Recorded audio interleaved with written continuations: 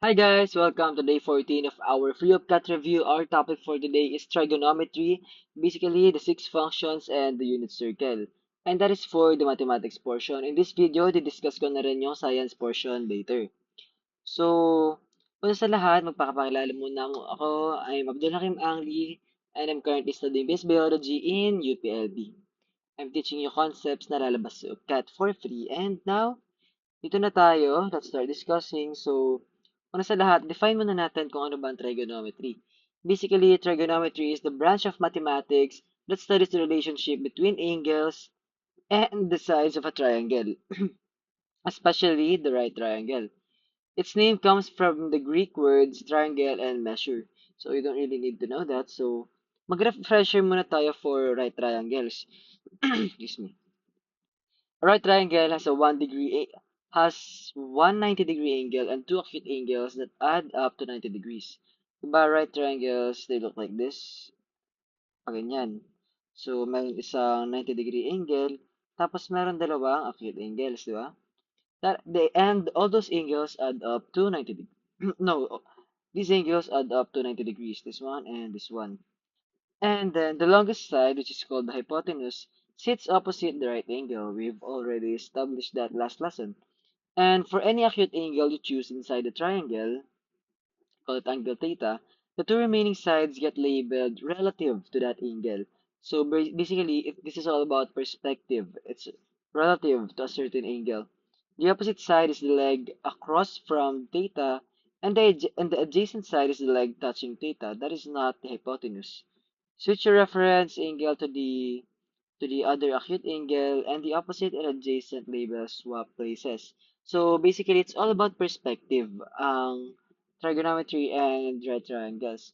And so with that, let's discuss the six trigonometric functions. So alam ko matagal nyo na nakikita to, itong sine, cosine, tangent, cosecant, secant, cotangent, lalo na sa mga calculator nyo. Siguro na kung curious kayo, no? So we're gonna discuss that today. So there are six ratios in total, guys, which I've already said. And each one pairs two sides of the right triangle relative to angle theta. So, mhm. The key points to remember are ito. Ang sine theta is opposite over hypotenuse.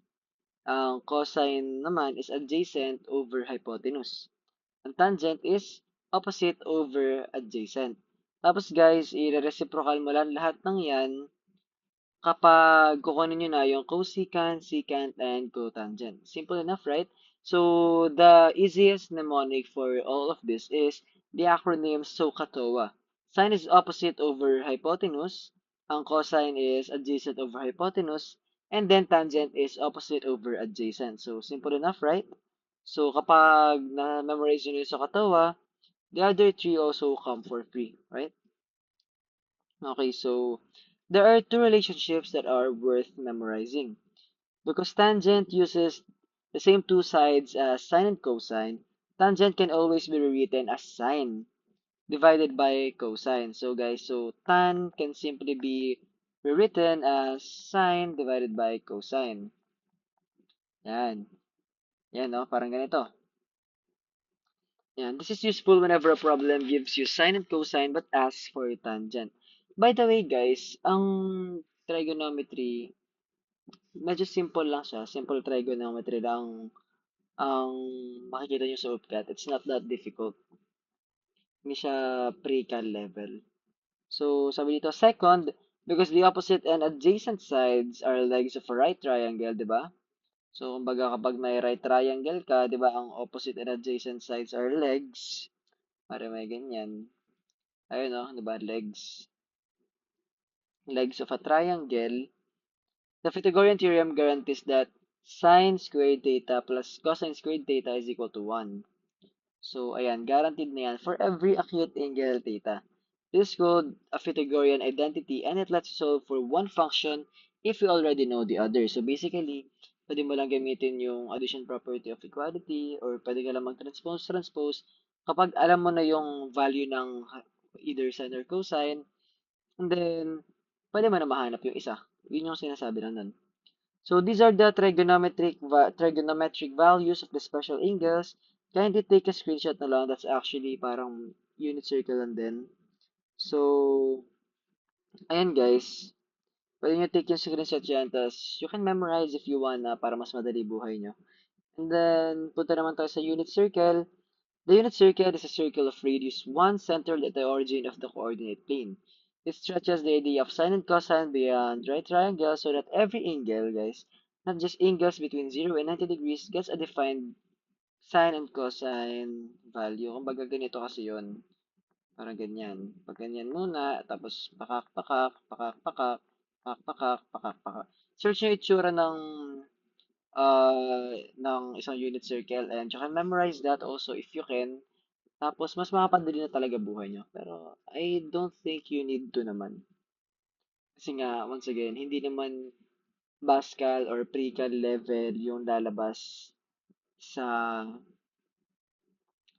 UPCAT as far as my experience. So, itong angles of elevation and depression, you don't really need to know that either kasi nga, wala namang masyadong ganyan sa UPCAT.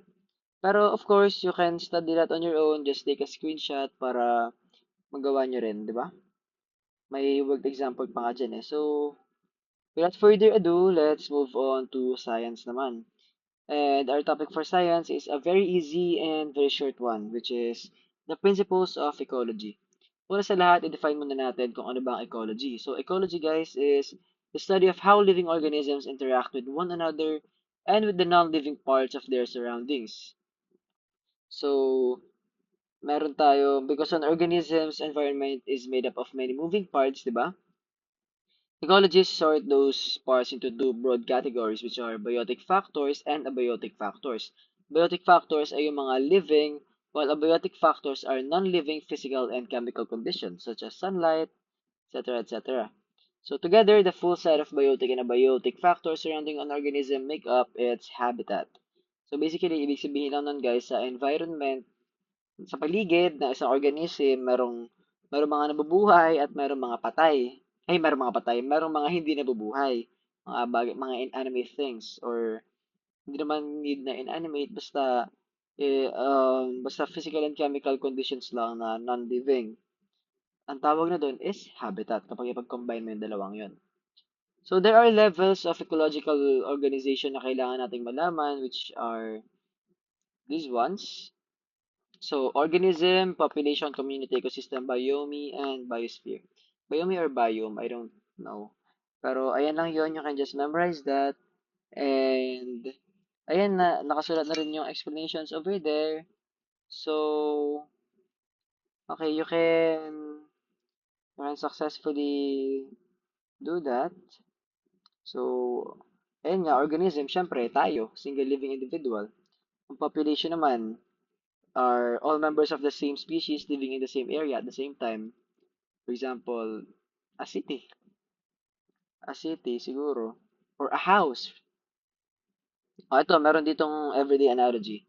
So, picture a single student organism and the entire student body of one school is a population. Lahat ng school, lahat ng business, ayun ay community. Tapos, yung barangay kasama na yung roads, water supply, ecosystem yon. Tapos, yung entire province ay biosphere na. Ganun lang basically yung analogy for the levels of ecological organization. So, dito naman tayo sa energy flow and the 10% rule. Dapat alam nyo to. May mga questions na ganito. Kung kayo ay na-attend sa live ko, there's been a question that pertains to this one. So, energy flow and the 10% rule. Energy enters most ecosystems as sunlight, di ba? Alam naman natin yon. Which producers like plants, algae, and other photosynthetic organisms convert into food or energy.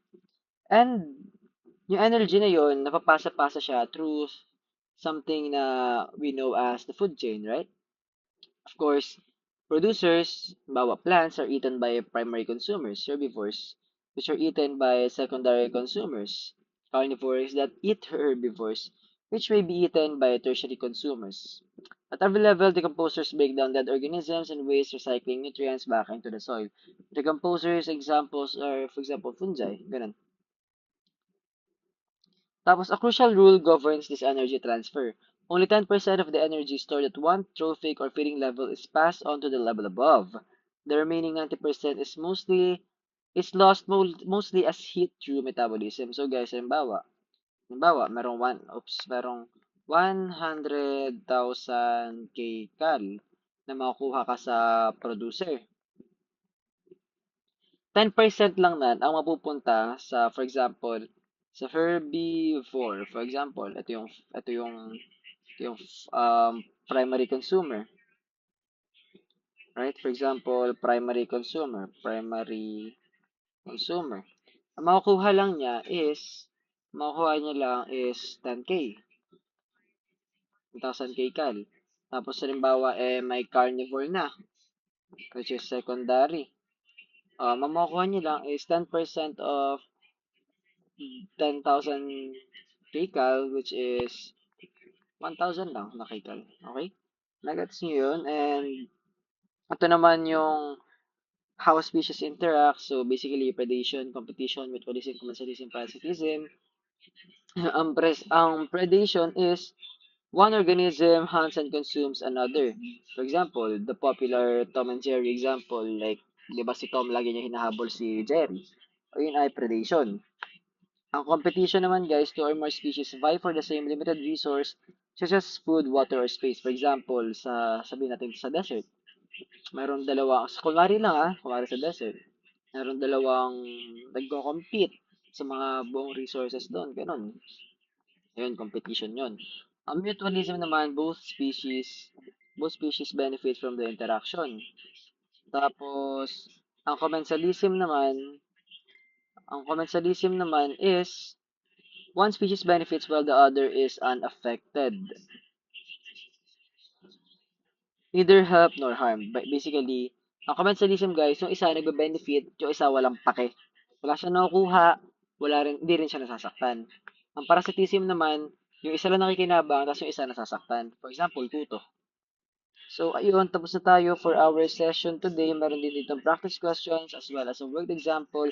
Kung gusto niyo sagutan yung mga yan, then kindly take a screenshot lang. And if gusto niyo ng learning materials na to as well as different mock exams and all the reviewers I have, then kindly just DM me here in my TikTok. I'm selling everything for only 100 pesos. So that's it for today and I'll see you in the next one. Bye-bye.